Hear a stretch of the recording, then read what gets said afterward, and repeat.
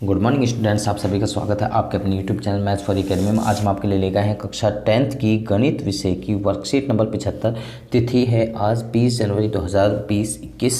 तो प्रश्न पत्रों की समझना जारी है। पिछली वर्कशीट में भी हमने किया था और इसमें भी हम वापस से वही यानी कि उसी तरीके के जो क्वेश्चंस हैं, क्या चीज़ हमें बताई गई है, किस तरीके का हमारा पैटर्न आ रहा है पेपर में, तो उसमें किस तरीके से हमें समझना है और क्या चीज़ हमारे लिए आ रही है। आओ अब प्रश्न पत्र के भाग बी की तरफ चलते हैं। तो उसमें पार्ट हमने ए बताया था, तो अब पार्ट बी की तरफ चलते हैं। तो भाग बी में कुल 16 प्रश्न हैं जिनमें निम्न प्रकार से बांटा गया है। कुल प्रश्न है 6, कुल अंक हैं 2 गुणा के 6 यानी कि 12। 2 अंक के प्रश्न भाग बी के अंदर, 2 भाग बी में यानी कि 5 अंक के प्रश्न हैं इस बार। लेकिन पिछले साल तक आपको 4 अंक के ही प्रश्न दिए गए थे और इस बार जो है 5 अंक का प्रश्न आपको दिया जा रहा है।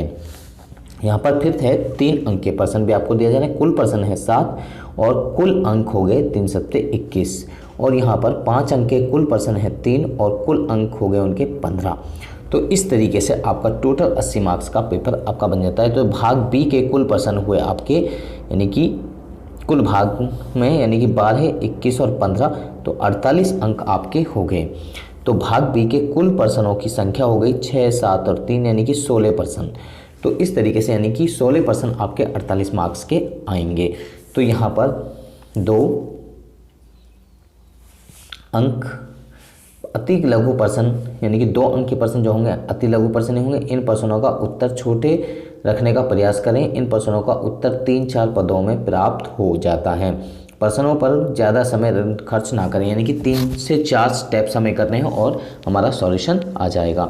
आगे तीसरा जो हमारा यहाँ पर ये है 3 अंक के जो प्रश्न होते हैं उनको किस तरीके से करते हैं। तो 3 अंक के प्रश्नों में लघु उत्तर प्रश्न है। इन प्रश्नों को संक्षिप्त रूप से समझाते हुए हल करें। आवश्यकता अनुसार चित्र बनाएं।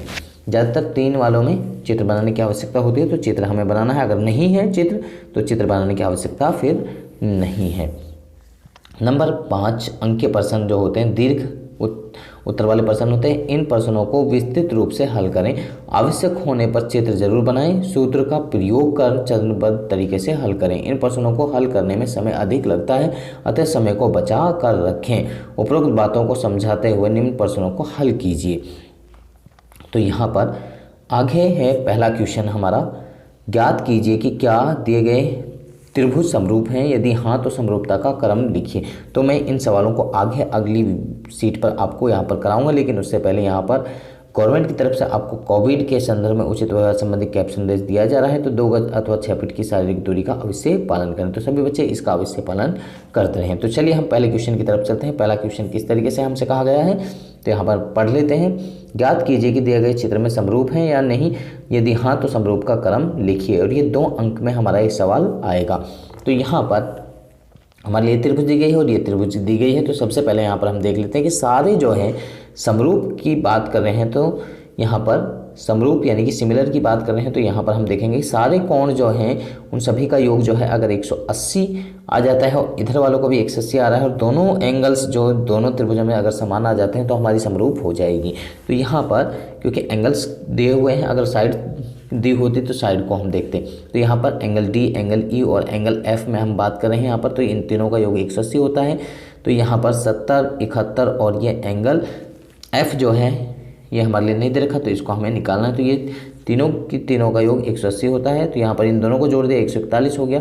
एंगल एफ नहीं दे रखा, एंगल एफ यहीं छोड़ा 180 और एंगल एफ को यहीं छोड़ेंगे 141 को अदर साइड में लेके जाएंगे तो माइनस में जाएगा। 180 में से 141 माइनस करें तो एंगल एफ आ गया हमारा 39 डिग्री।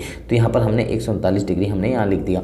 अब हम इस त्रिभुज में देख रहे हैं त्रिभुज यहाँ पी क्यू आर में। तो यहाँ पर angle P, angle Q, angle R तीनों को जोड़ा तो 180 आना चाहिए।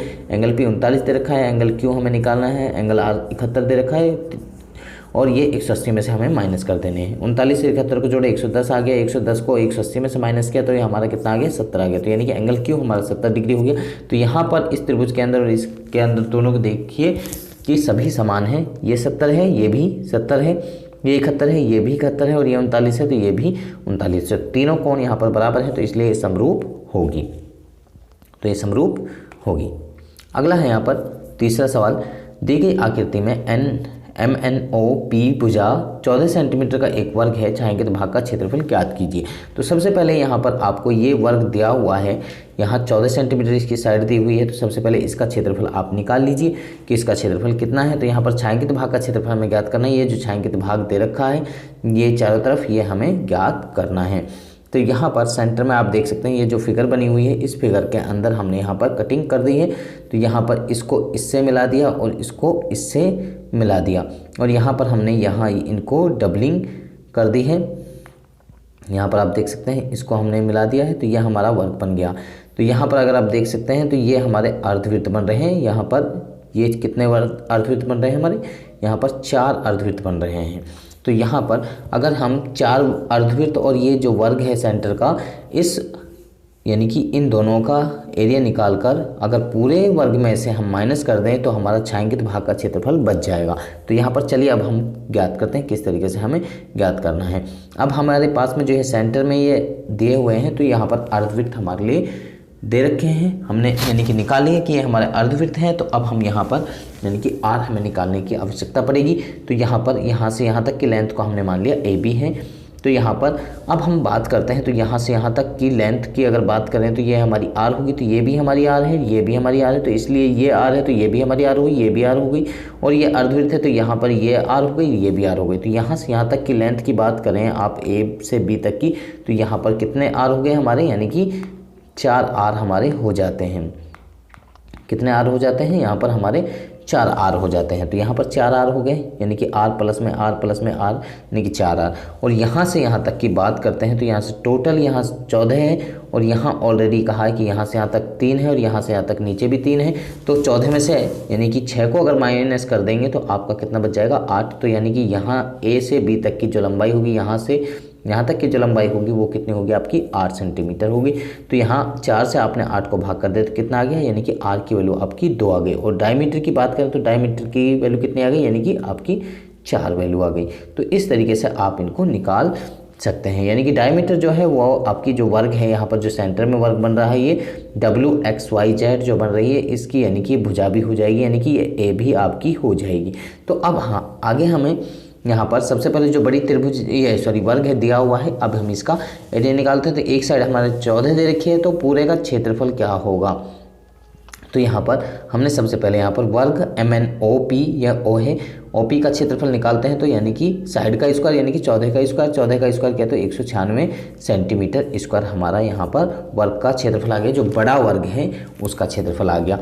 अब आगे हमें यहाँ पर निकालना है 4 अर्धवृत्तों का क्षेत्रफल। 4 अर्धवृत्तों का, अर्धवृत्त का क्षेत्रफल होता है पाई r स्क्वायर बटे में 2, और 4 अर्धवृत्त का निकालना है 4 से गुणा करेंगे तो 2 से हम 4 को भाग कर देंगे तो यहाँ पर 2 बच जाएगा, और यहाँ 2 पाई r स्क्वायर हो जाएगा।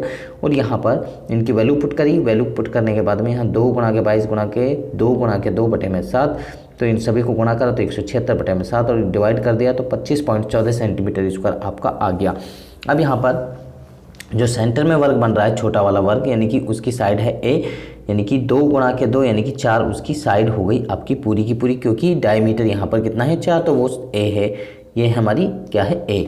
तो यहाँ पर वर्ग WXYZ का क्षेत्रफल A स्क्वायर यानी कि 4 का स्क्वायर यानी कि आपका 16 सेंटीमीटर स्क्वायर आपका ये हो गया, 16 सेंटीमीटर स्क्वायर। अब आप क्या करेंगे, यहाँ पर जो 4 अर्धवृत्त आए हैं, तो यहाँ पर जो 4 अर्धवृत्त आए हैं और यहाँ पर जो ये वर्ग आया है छोटे वर्ग, तो इन दोनों का क्षेत्रफल जो है क्या करेंगे आप ऐड करेंगे। तो यहाँ पर हो गया 41.14 सेंटीमीटर स्क्वायर आपका 2, यानी कि जो बीच में सेंटर में जो फिगर आ रही है उनका क्षेत्रफल आपका हो गया।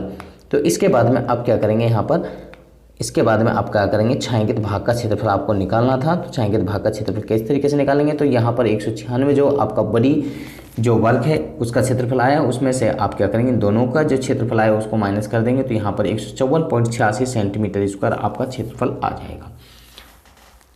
तो इस तरीके से आपका छायांकित भाग का क्षेत्रफल आ गया है। तो मुझे लगता है कि आप सभी बच्चों को ये वर्कशीट समझ में आ गई। अगर आपको समझ में आ गई तो आप हमारी वीडियो को लाइक करें, शेयर करें, कमेंट करें। इसके साथ में अगर आप अभी तक हमारे चैनल पर नए हैं तो आप हमारे चैनल को सब्सक्राइब कीजिए और इसके साथ में बेल आइकन को जरूर प्रेस करें ताकि आपको आने वाली हर वर्कशीट की अपडेशन साथ में मिलती रहे। तो आप बच्चे हमारे साथ में बन रहे हैं हमारी नेक्स्ट वीडियो तक। आप सब बच्चों को इस वीडियो को देखने के लिए धन्यवाद।